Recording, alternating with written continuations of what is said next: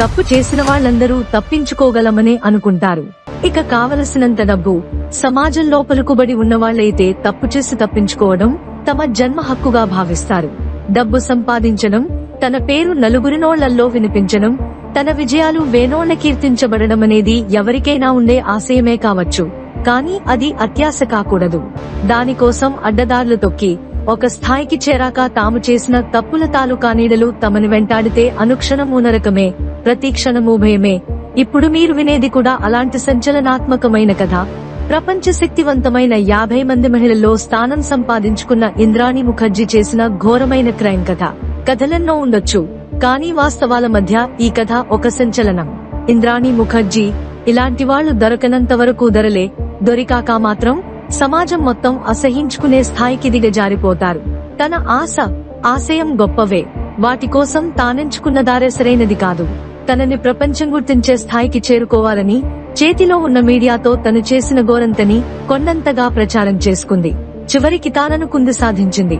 కానీ అంత సాధించి అచంచలంగా ఎదుగుతున్న సమయంలో తన గత జీవితంతాలు కానీలి నీడలు ఆమెను వెంటాడాయి. వాటి నుంచి తప్పించుకునే క్రమంలో ఆమె చేసిన ఒక ఘోరమైన హత్య దేశం మొత్తాన్ని అవాక్కయ్యేలా చేసింది. సభ్య సమాజమే సిగ్గుపడేలా ఆమె చేసిన ఘోర తప్పిదాలు ఒకదానిని మించి మరొకటిన్నట్టు ఒక్కదాని వెంట మరొకటిగా బయటపడడంతో ఈ కేసు దేశంలోనే ఒక సంచలనంగా మారింది. చాప్టర్ 1. ఈ కథ మొదలయ్యింది 2015 మే నెల ముంబైలో. ముంబై పోలీసులకి ఒక వ్యక్తి ఇల్లీగల్ వెపన్స్ కలిగి ఉన్నాడనే అనుమానంతో అతన్ని అరెస్ట్ చేసి విచారించింది. అతను ఎవరో కాదు, శ్యామ్ రాయ్. అతని దగ్గర ఆయుధాలు కూడా దొరకడంతో అంతకు ముందు చేసిన నేరాల గురించి ఇంటరాగేషన్ చేస్తుండగా పోలీసులే విస్తుపోయే ఒక హత్య గురించి చెప్పాడు. అది విన్న పోలీసులు మొదట నమ్మలేదు. కానీ అనుమానంతో అతను చెప్పిన వ్యక్తులని 1 కాదు 2 కాదు 4 నెలలు గమనించడం మొదలు పెట్టారు. ఎందుకంటే అతను చెప్పింది ఏ చిన్నవాళ్లో, సాధారణ వ్యక్తుల్లో అయితే వెంటనే లోపలేసి 3rd డిగ్రీ రుచి చూపించి చేసిన నేరం ఒప్పుకునేలా చేసేవాళ్లు. కానీ వీళ్లు మామూలు వాళ్లు కాదు. చేతిలోనే సొంతంగా ఒక మీడియా సంస్థ, సమాజంలో గొప్ప పేరు ప్రఖ్యాతులు ఉన్న మోస్ట్ పవర్ఫుల్ పీపుల్. అందుకే కొంచెం జాగ్రత్తగా ఆచితూచి వ్యవహారం చక్కబెట్టారు. చివరికి వాళ్లనుమానం బలపడడంతో శ్యామరాయ్ చెప్పింది నిజమేననే అంచనాకి వచ్చి ఒక సంచలనానికి తెరలేపారు. ఆగస్టు 21, 2015న ఐఎన్ఎక్స్ మీడియా అధినేత్రి, దిగ్గజ మీడియా టైకూన్ పీటర్ ముఖర్జీ భార్య అయిన ఇంద్రాణి ముఖర్జీ తన చెల్లెలు షీనా బోరాని హత్య చేసిందనే అభియోగంతో అరెస్ట్ చేశారు. షీనా బోరా ఇంద్రాణి ముఖర్జీ చెల్లెలుగానే అందరికీ తెలుసు. ఇంద్రాణిని అరెస్ట్ చేసే నాటికి ఆమె కనిపించకుండా పోయి 3 సంవత్సరాలు దాటిపోయింది. కానీ ఇప్పుడామె చంపబడిందని, అది సొంత సోదరి చేతిలోనే హత్యకి గురైందని తెలిసి ముంబై హైరేంజ్ సొసైటీ షాకయ్యింది. కొన్ని రోజులకే ఆమెకి ఆ హత్యలో సహాయం చేసినందుకు కలకత్తాకు చెందిన ఆమె మాజీ భర్తైన సంజీవ్ ఖన్నాని కూడా అరెస్ట్ చేసి విచారించారు.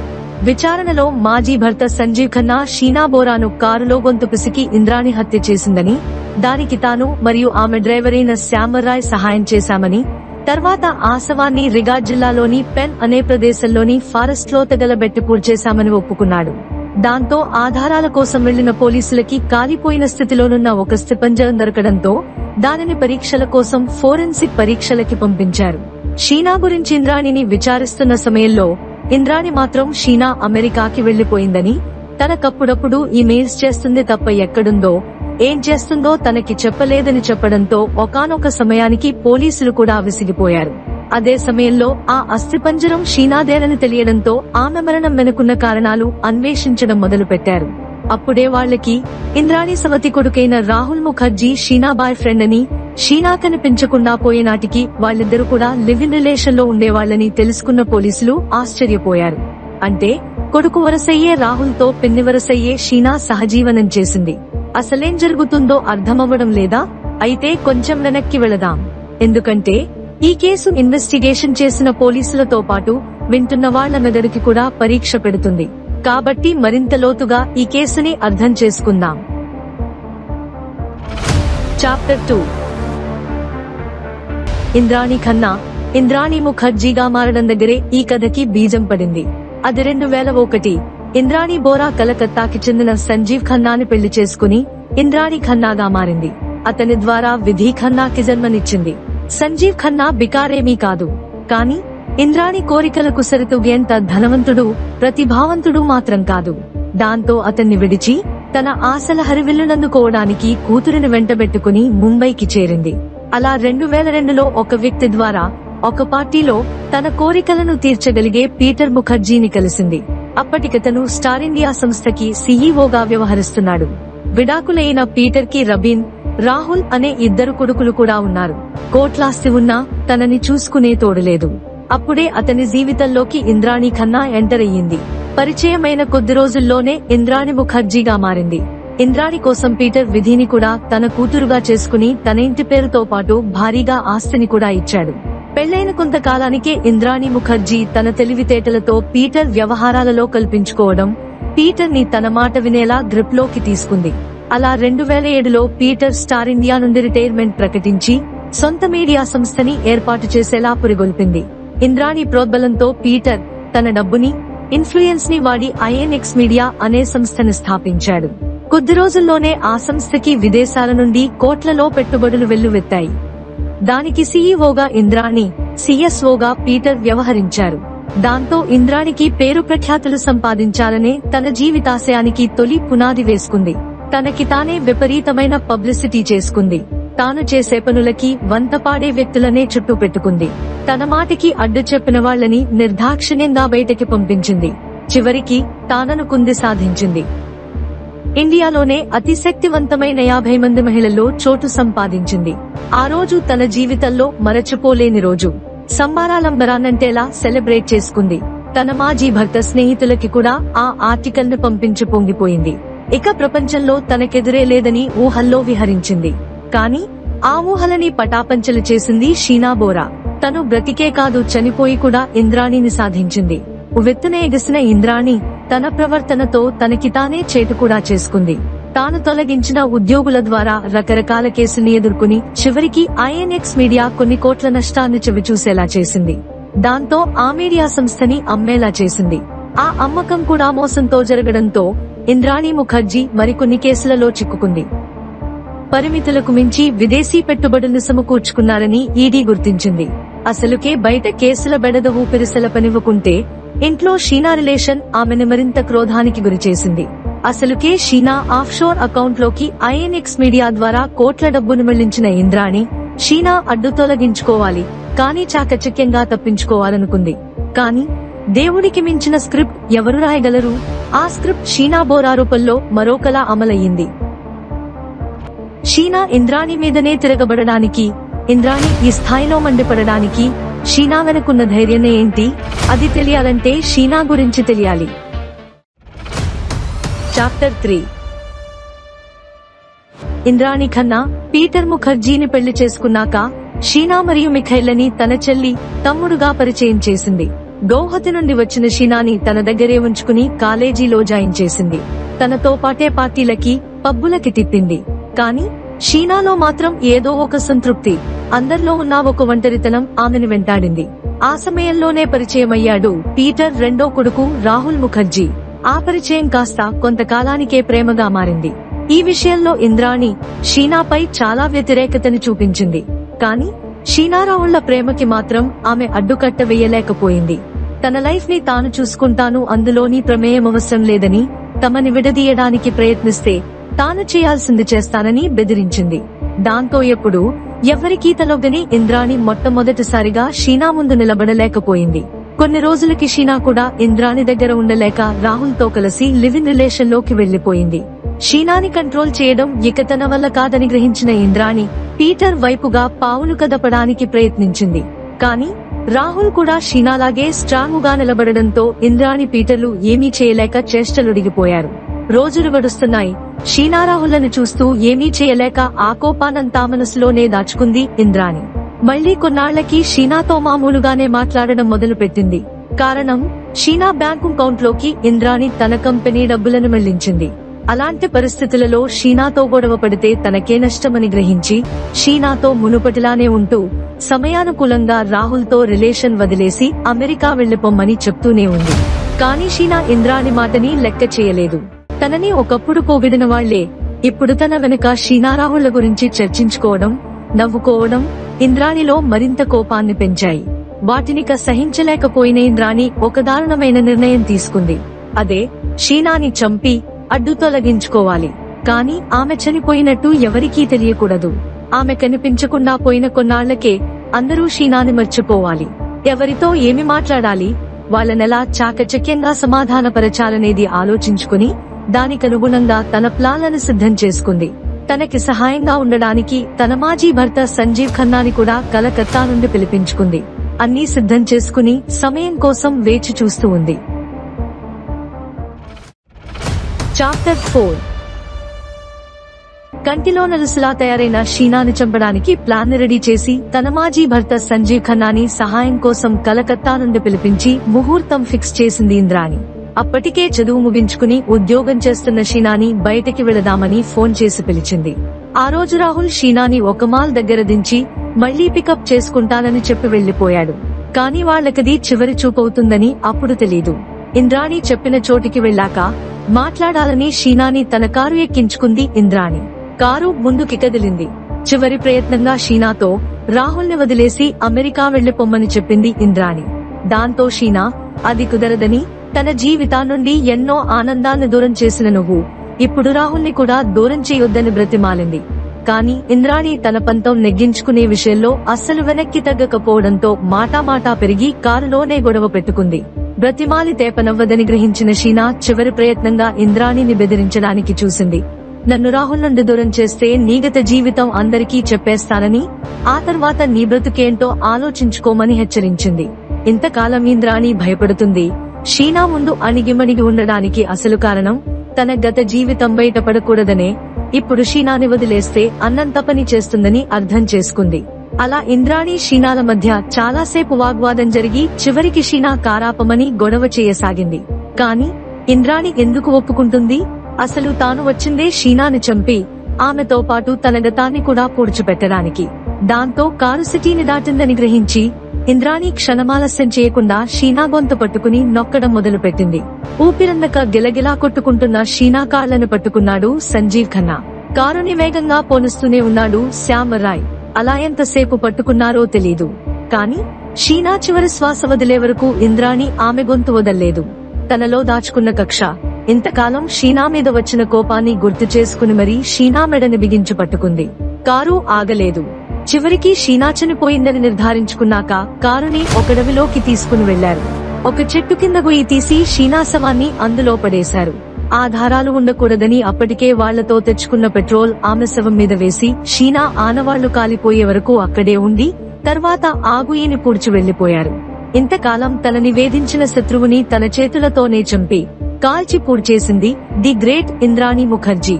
అనుకున్న పని అయిపోయాక శ్యామరాయ్కి కొన్ని డబ్బులిచ్చి అతన్ని పంపేసింది. తన మాజీ ప్రియమైన భార్యకి కావలసిన సహాయం చేసిన సంజీవ్ ఖన్నా మళ్లీ కలకత్తా వెళ్లిపోయాడు. ఇప్పుడింద్రాణి ముందున్న ఏకైక పని షీనాని అందరికీ దూరం చేయడం, ఆమె ఉనికిని జ్ఞాపకాలని అందరూ మరచిపోయేలా చేయడం. చాప్టర్ 5. ఇంద్రాణిని కలిసి వస్తానని వెళ్లిన షీనా ఎంతకీ రాకపోవడంతో రాహుల్ పదే పదే షీనాకి కాల్స్ చేస్తూనే ఉన్నాడు.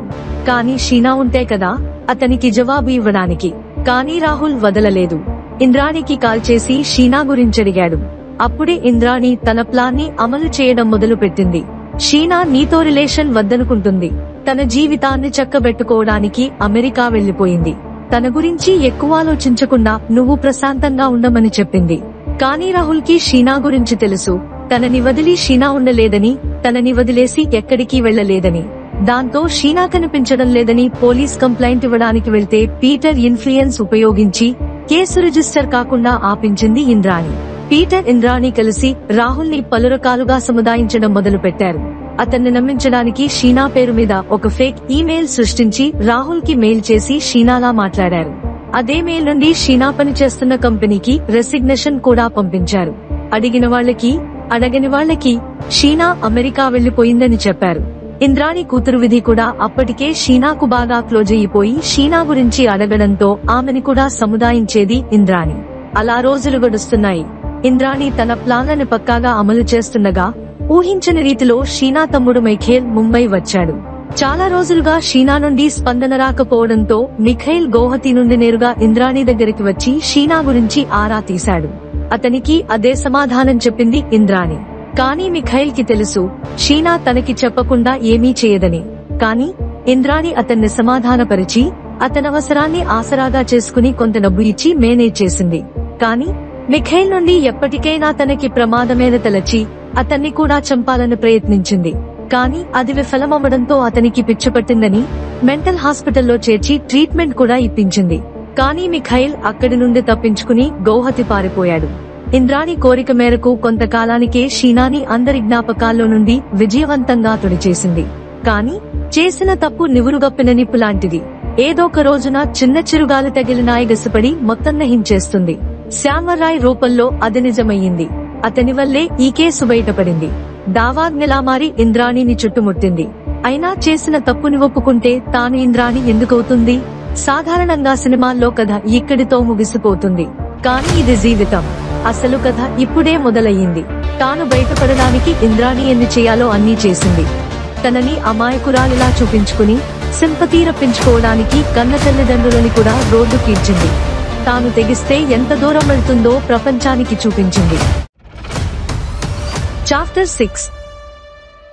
శ్యామరాయ్ ఇచ్చిన సమాచారంతో పోలీసులు ఏర్పాటు చేసిన నిఘా వలన ఇంద్రాణి ముఖర్జీ అరెస్ట్ అయ్యింది. తర్వాత ఈ కేసు సిబిఐకి చేరింది. అక్కడ నుండి సిబిఐ షీనా మూలాలలోకి వెళ్లడం మొదలు పెట్టింది. మీడియా కూడా ఈ సంచలన కేసులో యాక్టివ్ అయ్యింది. టీఆర్పీల వేటలో గౌహతి చేరుకుంది. అప్పుడే సంచలన విషయం బయటపడింది. నిజానికి షీనా ఇంద్రాణి చెల్లెలు కాదు, స్వయానా ఆమె కడుపున పుట్టిన కూతురు. ఆమె 9 నెలలు మోసేకని పెంచిన కూతురు. మరొక సంచలన విషయం ఏంటంటే షీనా పుట్టిన నాటికి ఇంద్రాణి వయస్సు కేవలం 16 సంవత్సరాలు మాత్రమే. ఆ మరుసటి సంవత్సరమే మిఖైల్ పుట్టాడు. అంటే మైనారిటీ తీరకుండానే ఇంద్రాణి 2 పిల్లల తల్లయింది. ఈ వార్తతో దేశం మొత్తం నివ్వెరపోయింది. ఇక్కడ నుండి కథ మరొక మలుపు తీసుకుంది. ఇదర్థమవ్వాలంటే ముందు మనం ఇంద్రాణి గతంలోకి వెళ్ళాలి. ఇంతకాలం ఇంద్రాణి దేనికోసం భయపడిందో, దేనికోసం సొంత కూతుర్ని తన చేతులతోనే కడతేర్చిందో ఆ గతాన్ని తనంతట తానే బయటపడేలా చేసుకుంది. షీనా ఇంద్రాణి చెల్లెలు కాదు, కూతురని తెలిసాక పీటర్తో సహా యావత్ దేశం మొత్తం షాకయ్యింది. అప్పుడే ఇంద్రాణి షీనా తన కూతురేనని, తనపై తన తండ్రి ఉపేంద్ర బోరా అత్యాచారం చేయడం వలన పుట్టిన కూతురని చెప్పి సంచలనం సృష్టించింది. దీంతో మీడియా కూడా ఇంద్రాణి మీద సింపతి చూపించింది. ఆ విషయంలో నిజాన్ని బయట పెట్టాలని సిబిఐతో పాటు ఇంద్రాణి తండ్రి ఉపేంద్ర బోరా కోసం గౌహతికి చేరింది. కానీ ఇంద్రాణిని నమ్మడం ఎంత తప్పో అప్పుడే తెలిసొచ్చింది. చాప్టర్ 7. షీనా ఇంద్రాణి కూతురని జనాలకి తెలిసిన తర్వాత ఇంద్రాణి మరింత నీచానికి దిగజారిపోయింది. తాను మునిగిపోతూ కూడా సింపతి గేమ్ ప్లే చేయాలనుకుంది. అందుకే దారుణమైన నీచమైన ఆరోపణలకు ఒడిగట్టింది. తన తండ్రి తనపై అత్యాచారం చేసేవాడని, అది తన తల్లికి తెలిసినా బయటకి చెప్పనివ్వలేదని, దానికి ఫలితమే షీనా మిఖైల్ అని బాంబు పేల్చింది. దాంతో గౌహతిలో ఉపేంద్ర బోరా ఇంటిని చుట్టుముట్టాయి మీడియా ఛానళ్లు. ఇంట్లోకి సరుకులు కాదు కదా, కనీసంగాలని కూడా లోపలికి తీసుకోనివ్వకుండా మూగిపోయాయి. 70 సంవత్సరాల వయసులో ఆ వృద్ధులు భరించలేని నీచమైన పవాదుని వారిపై వేసింది ఇంద్రాణి. కాని అన్నీ తాననుకున్నట్టే జరగవు కదా. అప్పుడే మిఖైల్ బయటికి వచ్చి తనసలు తండ్రి గురించి చెప్పాడు. దాంతో ఒక మీడియా సంస్థ సిద్ధార్థ్ ని ట్రేస్ చేసి అతన్ని చేరుకున్నాయి. అతను షీనా, మిఖైల్ తన బిడ్డలేనని చెప్పడంతో ఇంద్రాణి ఆటలు సాగలేదు. అప్పటిదాకా ఇంద్రాణి ఇప్పించిన షాక్ ట్రీట్మెంట్స్ కి భయపడి సైలెంట్ గా ఉండిపోయిన మిఖైల్ నెమ్మదిగా ధైర్యం తెచ్చుకుని ఇంద్రాణి గతాన్ని పూసగుచ్చినట్టు మీడియాకి వివరించాడు. ఇంద్రాణి అసలు పేరు పోరీ బోరా. ఉపేంద్ర కుమార్ బోరా, దుర్గారాణి బోరాల ఏకైక కుమార్తె ఈ ఇంద్రాణి. 15 ఏళ్లకి స్కూల్ చదువు పూర్తి చేసుకున్న పోరీ బోరా 1986లో కాలేజీ చదువు కోసం మేఘాలయలోని షిల్లాంగ్ కి చేరుకుంది. అక్కడే లేడీకిన్ కాలేజీలో చదువుకుంటున్న సమయంలో సిద్ధార్థ దాస్ తో ప్రేమలో పడింది. ఆ ప్రేమకి ఫలితంగా ఆమె గర్భవతయి సిద్ధార్థ్ తో కలిసి మళ్లీ గౌహతి చేరింది. చదువుకుని వస్తుందనుకున్న కూతురు కడుపుతో రావడంతో చేసేది లేక ఆమె తల్లిదండ్రులు వాళ్లని చేరదీసి పెళ్లి చేశారు. దాంతో షిల్లాంగ్ లో మొదలుపెట్టిన కాపురాన్ని గౌహతిలో కంటిన్యూ చేశారు. అప్పుడే షీనా పుట్టింది. మళ్లీ ఏడాది తిరిగేసరికి మిఖైల్ కూడా పుట్టాడు. 2 ఏళ్లలో వాళ్ల జీవితమేమి మారిందంటే 2 పిల్లలకి తల్లిదండ్రులయ్యారు. ఖర్చుల కోసం కన్నవాళ్ల మీద ఆధారపడ్డారు. అది గమనించిన ఇంద్రాణి తండ్రి సిద్ధార్థ్ తో ఒక ఫుడ్ బిజినెస్ పెట్టించాడు. కానీ కొన్నాళ్లకే అది భారీ నష్టాలని చవిచూసింది. దాంతో ఇంద్రాణి సిద్ధార్థ్ ఎందుకు పనికిరాడని 1990లో అతన్ని వదిలేసింది. షీనా మిఖైల్లకి గార్డియన్స్ గా తన తల్లిదండ్రుల్ని పెట్టి మళ్లీ చదువుకుంటానని ఈసారి కలకత్తా చేరింది. కలకత్తా చేరిన పోరీ బోరా కాస్త ఇంద్రాణి బోరాగా మారి ఒక ఇంట్లో పేయింగ్ గెస్ట్ గా ఉంటూ కంప్యూటర్స్ లో శిక్షణ తీసుకోవడం మొదలుపెట్టింది. అక్కడ ఉండగానే 1993లో తన మరో మాజీ భర్తైన సంజీవ్ ఖన్నాని కలిసింది. స్థితిమంతుడు, తన అవసరాలు తీర్చగలడనుకున్నాక ఇంద్రాణి అతన్ని ప్రేమించి కొన్ని నెలలకే అతన్ని పెళ్లి కూడా చేసుకుంది. వాళ్ల పెళ్లికి గుర్తుగా విధి ఖన్నాకి జన్మనిచ్చింది. అంతా సజావుగా సాగుతున్న ఇంద్రాణి సంసారంలో ఒక సంతృప్తి మాత్రం ఉండిపోయింది. అదే గుర్తింపు. ఆ గుర్తింపు సంజీవ్ ఖన్నా వలన గాని కలకత్తా వలన కాని ఆమెకి దక్కట్లేదు. తనాశయం ముందు కలకత్తా చాలా చిన్నదిగా తోచింది. దాంతో ఒక మంచి ముహూర్తం చూసుకుని సంజీవ్ ఖన్నాకి టాటా చెప్పేసి విధి ఖన్నాని వెంట పెట్టుకుని 2001లో ముంబైకి చేరుకుంది. తర్వాత పీటర్ ని కలిసి తన ఆశయానికి చేరువయ్యింది. కాని కన్న కూతుర్నే హత్య చేసి కటకటాల పాలయ్యింది. చాప్టర్ 8. ఇంద్రాణి గతాన్ని చెప్పిన మిఖైల్ తనని కూడా చంపడానికి ఇంద్రాణి ప్రయత్నించిందని, అది విఫలమై తనని పిచ్చివాడిగా ముద్ర వేసి హాస్పిటల్లో బంధించిందని, అక్కడ నుండి తప్పించుకున్న తాను అతి కష్టం మీద గోహతి చేరానని, ఇంతకాలం తన తల్లికి భయపడి బయటకి రాలేకపోయానని చెప్పాడు. తాను తప్పించుకోవడాన్ని చెప్పిన ఒక్కొక్క బద్ధం తిరిగి మళ్లీ తన మెడకే చుట్టుకోవడంతో ఇంద్రాణి ఉక్కిరిబిక్కిరయ్యింది.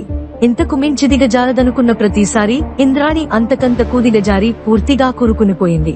సిబిఐ కూడా మిఖైల్ చెప్పిన వాటికి ఆధారాలు సేకరించడం మొదలుపెట్టారు. దాంతో ఫేక్ ఈమెయిల్స్ గురించి కూపీలాగి అందులో ఇంద్రాణి పీటర్ల కుట్రను బయటపెట్టారు. దాంతో పీటర్ కి కూడా షీనా హత్యలో ప్రమేయముందన్న సాక్ష్యాలతో 2015 నవంబర్లో పీటర్ ముఖర్జీని అరెస్ట్ చేసి 3 రకాల ఐపీసీ సెక్షన్లతో అతనిపై ఛార్జ్ షీటుని నమోదు చేశారు. వాదోపవాదాలు మొదలయ్యాయి. ఇంద్రాణి మాత్రం తన స్టాండ్ ని మార్చుకోలేదు. షీనా అమెరికాలోనే ఉందని వాదించింది. కానీ షీనా దేశం విడిచి వెళ్లే అవకాశం లేదని సిబిఐ నిరూపించింది. దాంతో షీనా జమ్మూలో ఉందని కొత్త కథని చెప్పుకుని వచ్చింది. కానీ దానికి ఆధారాలు లేవు. షీనా అస్థిపంజరం దొరికిన చోటే, షీనా అదృశ్యమైన రోజు ఇంద్రాణి మొబైల్ సిగ్నల్ ఉందని చెప్పింది సిబిఐ. దానికి ఇంద్రాణి అక్కడ ఒక ప్రాపర్టీ ఉంటే చూడడానికి వెళ్లానని వాదించింది. ఫేక్ ఈమెయిల్స్ గురించి అడిగితే అవి షీనావేనని వాదించింది. కోట్ల రూపాయలు ఖర్చు చేసి కోర్టులో తాను నిర్దోషునని, ఎక్కడో హాయిగా ఉన్న షీనా బయటికి రాకుండా తనని వేధిస్తోందని చెప్తుంది ఇంద్రాణి. పీటర్ అసలు ఆ సంఘటన జరిగిన సమయంలో తాను ఇండియాలోనే లేనని ఆధారాలు సమర్పించాడు. కానీ అతని కొడుకు రాహుల్ ఇచ్చిన ఖాళీ కార్డింగుల వలన షీనా హత్యలో పీటర్ ఇన్వాల్వ్మెంట్ తెలియజేస్తుండటంతో కోర్టు బెయిల్ ఇవ్వడానికి నిరాకరించింది. ఈ కేసు విచారణ సాగుతున్న సమయంలోనే 2017లో పీటర్, ఇంద్రాణి విడాకులు తీసుకున్నారు. ఇంద్రాణి వలన పరువు పోగొట్టుకున్న పీటర్ ఆమె వలన ఆర్థిక నేరగాడుగా, హంతకుడుగా ముద్ర వేయబడ్డాడు. చివరికి ఆమెను వదులుకోవడానికి సుమారుగా 700 కోట్ల రూపాయలు విలువ చేసే ఆస్తుల నిభరణంగా చెల్లించాడు. ఉన్నతమైన, విలాసవంతమైన జీవితాన్ని గడిపిన పీటర్ వృద్ధాప్యంలో జైలు పాలయ్యి కోర్టుల చుట్టూ తిరుగుతూ చివరికి 2020 ఫిబ్రవరిలో షరతులతో కూడిన బెయిల్ మీద విడుదలయ్యాడు. తన అందాన్ని పెట్టుబడిగా పెట్టి తనాశయ సాధన కోసం వెంపర్లాడిన ఇంద్రాణి తన తల్లిదండ్రుల దగ్గర నుండి తనని పెళ్లి చేసుకున్న సిద్ధార్థ దాస్, సంజీవ్ ఖన్నా, పీటర్ ముఖర్జీల జీవితాలని నాశనం చేసింది.